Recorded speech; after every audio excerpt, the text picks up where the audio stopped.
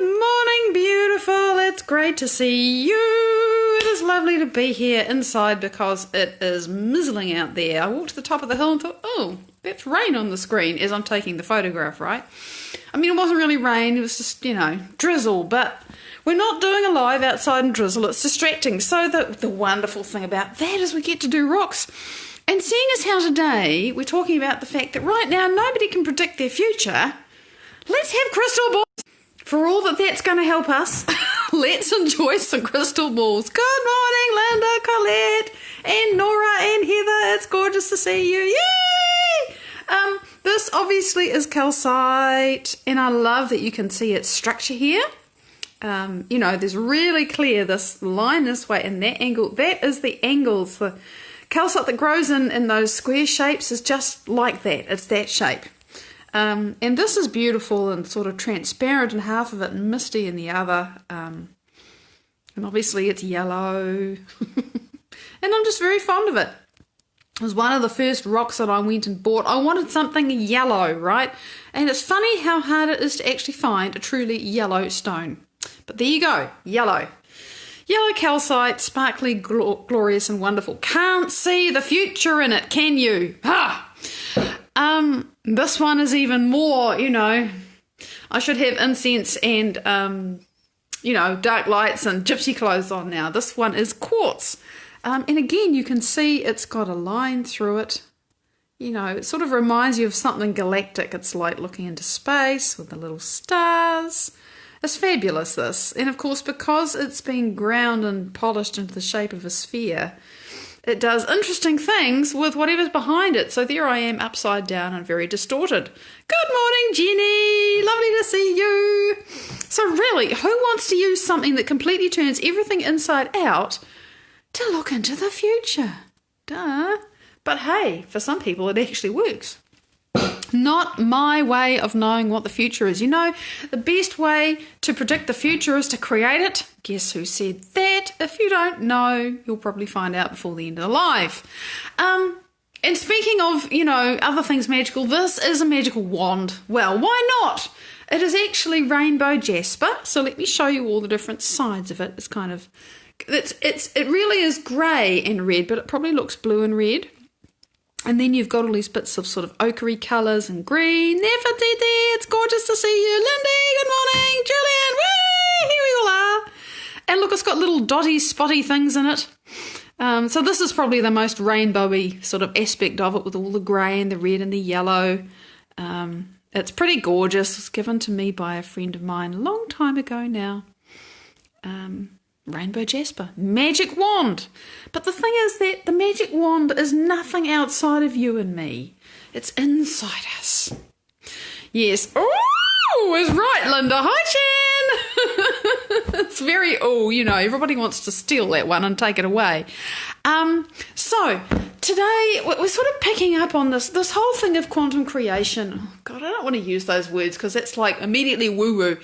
Actually, how do you create your life? How do you create peace? How do you calm your brain down? How do you feel good in the middle of all of this utterly crazy insanity, right? And for some people, it's really in your face. It's screaming and roaring like a Tyrannosaurus Rex that's saying, I'm going to eat you. Dave, good morning. And so we've been talking about that. Holly, it's lovely to see you too.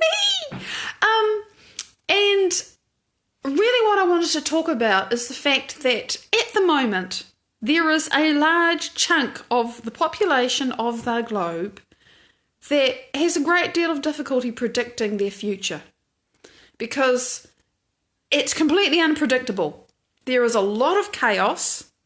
Yeah, magical tools are totally extensions of ourselves, you're right. Good morning, Maria!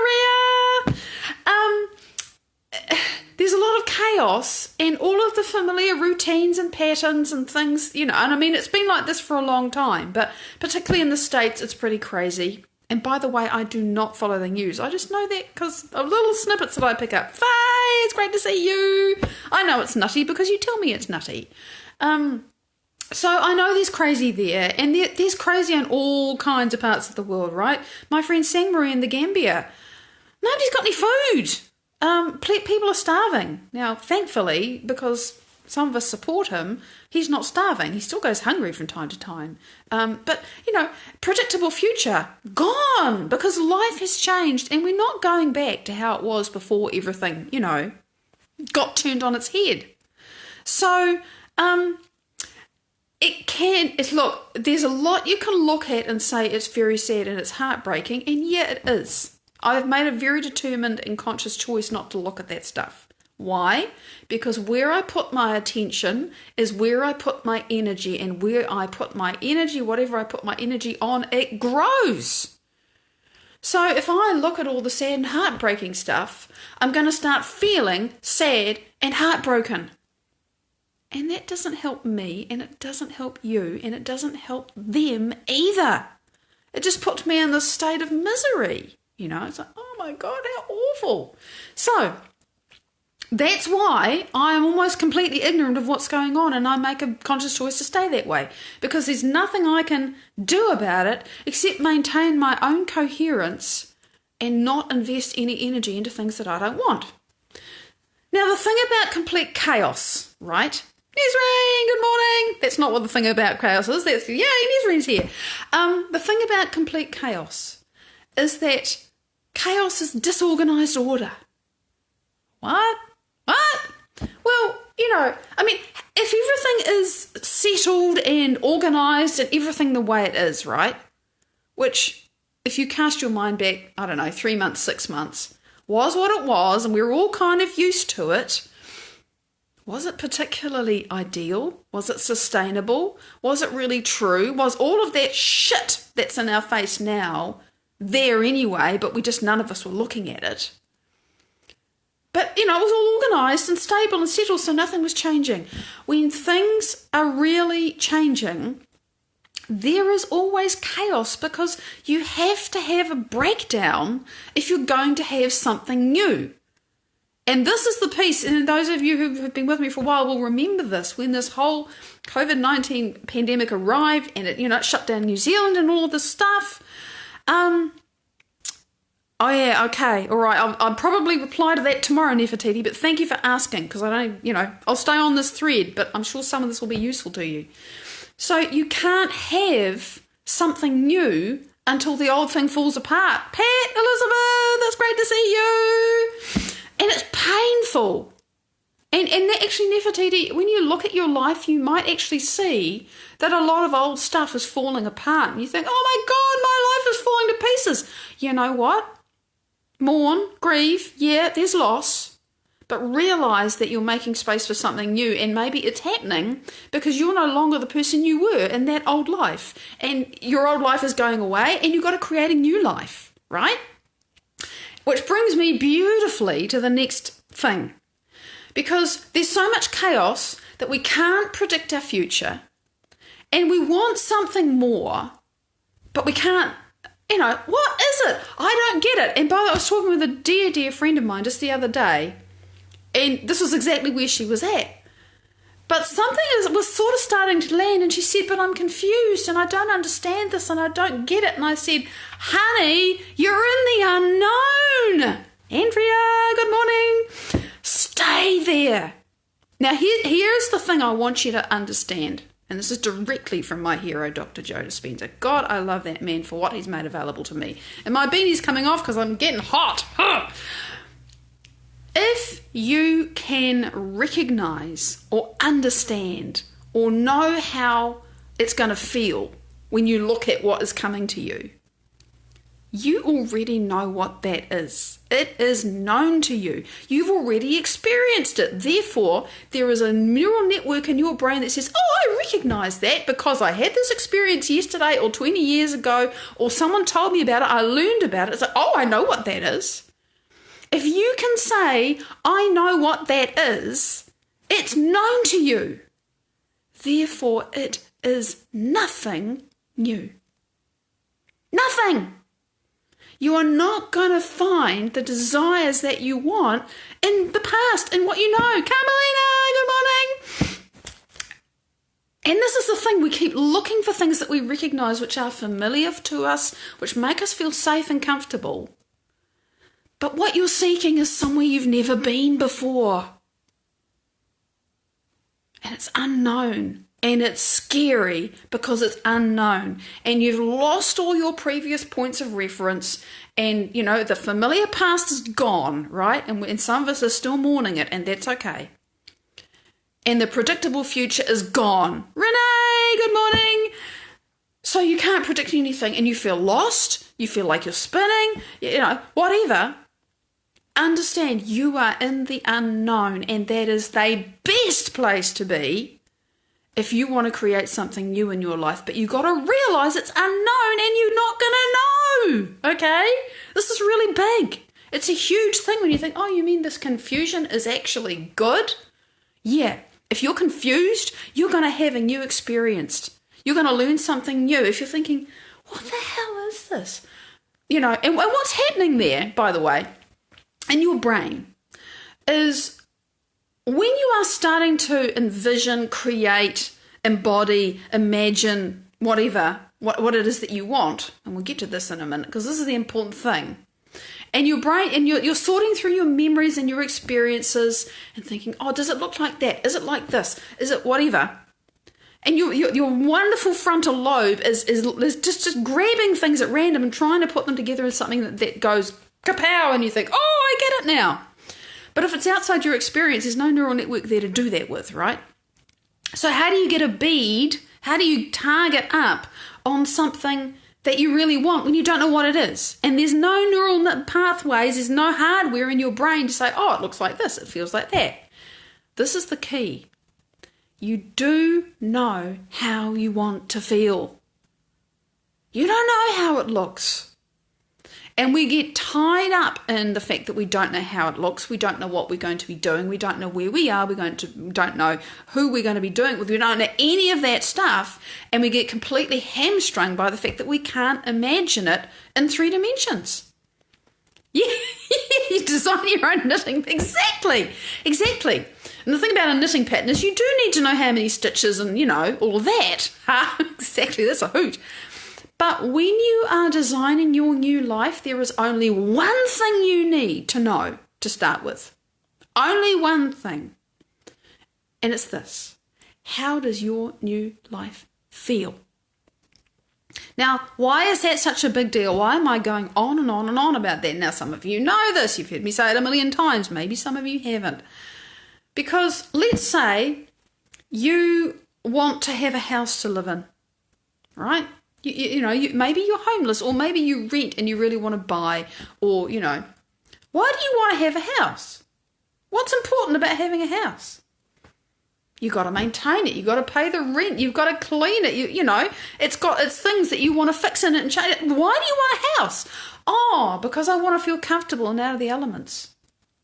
Okay, so actually what you want is a sense of comfort. Who cares how it comes? And this is the challenging thing. We have these ideas about how this comfort should come to us. I want the house and I want it in that suburb and it needs to be like this.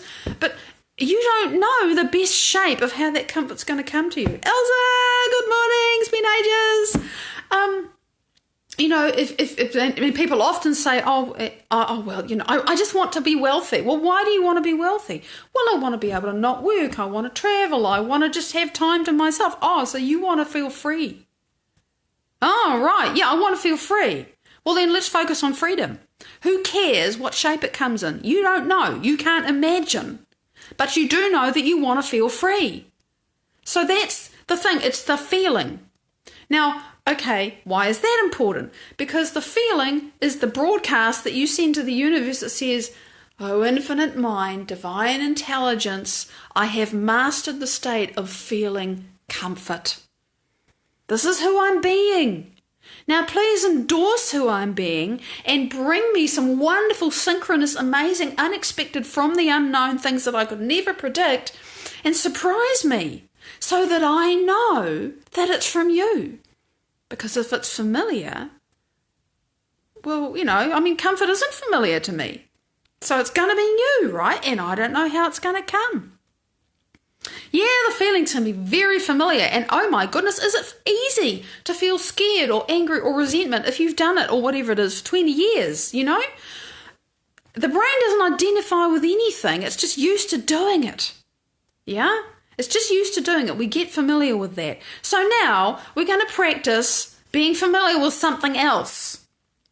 I know what you're saying, Nesreen. We identify with what's familiar to us because of the architecture in our brain and the chemistry that our body is actually addicted to, right? That's just how it works. That's just conditioning. So everybody here can think of something that they really desire to feel. Maybe it's just safe. Maybe it's just peace and quiet. Maybe it's just a sense that everything's going to be okay. Whatever it is, just take a moment to dial in on what that feeling could be. Because for some of you, the feeling that you want to feel might be completely outside of your experience, like joy was for me. Joy? Don't talk to me about joy. I can't imagine joy. I don't know what joy feels like. It took me, a long time to actually truly connect with joy for the first time in my life. Not very long ago. I had to completely reprogram my brain and my body. And I'm still discovering how addicted I've been to sorrow. Cynthia, lovely to see you. So, whatever it is, it might be completely outside of your experience, but just, you've got it now. Whatever it is that you are wanting to experience as a part of your future, it won't be all of it. By the way, you don't need to be able to know the whole feeling either. You just need to have a starting point. Because when you start to practice experiencing the emotion, once you've done that, you've fired and wired it, you've made a new connection in your brain. Now, the next time you come back and do that again, that connection strengthens. Sansa, lovely to see you. And then you do it again and and you build the hardware in your brain, and then that hardware, to use Joe's words, that hardware becomes a software program, and after you practiced it for a while, it runs automatically. This is the amazing thing, and I can honestly say it works. Really, it does. I now feel good most of the time, even when things aren't fabulous. I feel good. It's a program. It runs without me doing it now. I'm still getting better at it, but yeah. So you now have a sense of some little corner of the feeling you want to feel. So we've got 5 minutes. That's long enough. Put your attention, you know where I'm going to put your attention in the center of your chest.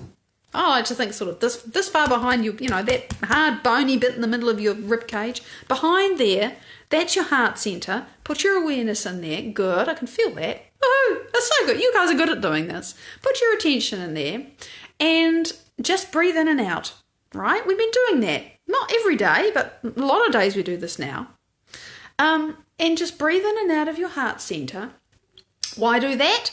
Because it helps you become coherent in your heart, and because it helps you center your attention in your heart, because some of your brain's already wandering off into the stuff that, is going on, and so you're yanking your awareness. Some of you, it's like, no, come back here. No, here.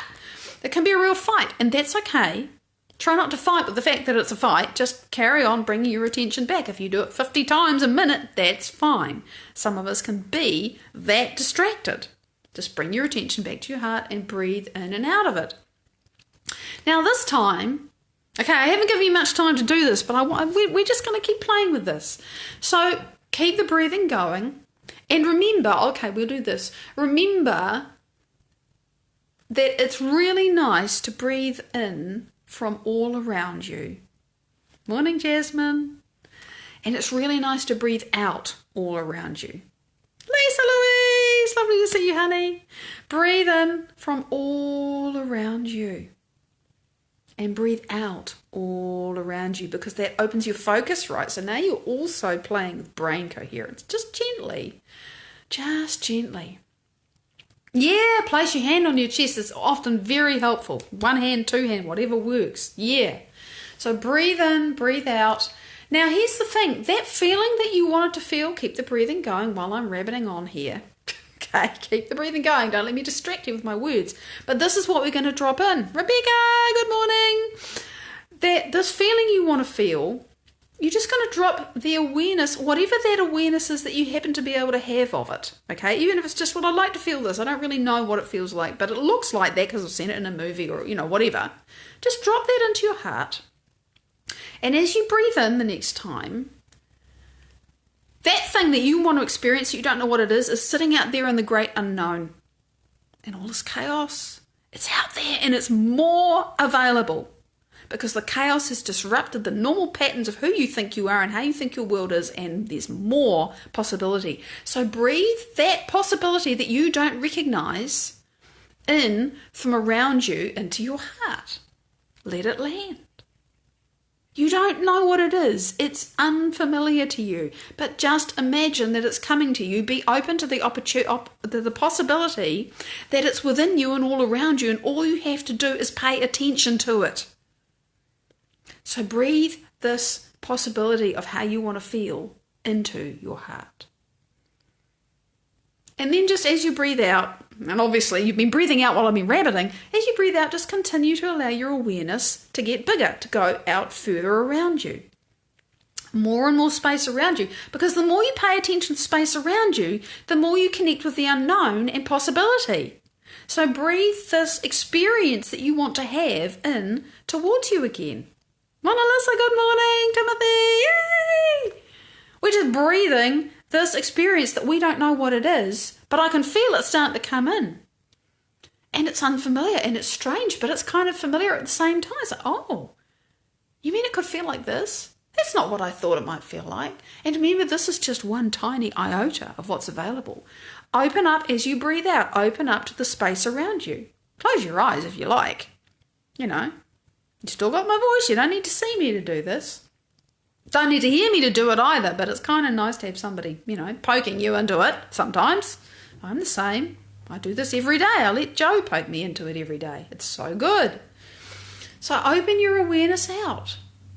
And then as you breathe in, let the possibility that you don't recognize, that you don't know what it looks like, come to you out of the unknown. And just land in your heart and just observe it. Don't even try to put a shape on it or a colour or a feeling or anything. Just let it land and feel it as frequency, as an energy. Hi, Catherine. There's a little packet of something that's just going to land in there and buzz and vibrate. And it'll unpack itself, and you don't even need to unwrap the package. It's going to do that for you because you said, Divine Observer, this is what I want to be. This is who I'm being right now. Please endorse this. Please give me more of this. So you can relax because it's instant and you may not understand it and you may not recognize it, but that's okay. Let go of that. Now, just before we finish, just let your awareness go out again. Let it go.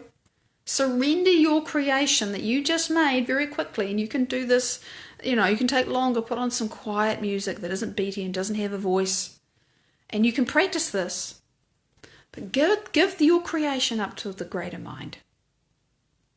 Just let it go, because you can't actually lose it, and the greater mind is right there inside you. You know, giving it up, you're not letting it go, you're just letting it land more, okay? So let that go and give thanks. Let it go with gratitude. Say, thank you. I don't understand it, I don't get it, but I'm going to come back here and practice it again. And that's what I hope you will do. And of course, we're going to keep practicing together. Thank you so much for joining in, for being present, for exploring, for playing. This is how we create in chaos. The chaos is opportunity. It breaks up established patterns. And where you put your attention is where your energy is. Change your energy, which you just did. You change your life. Big love. I'll see you tomorrow. Bye-bye.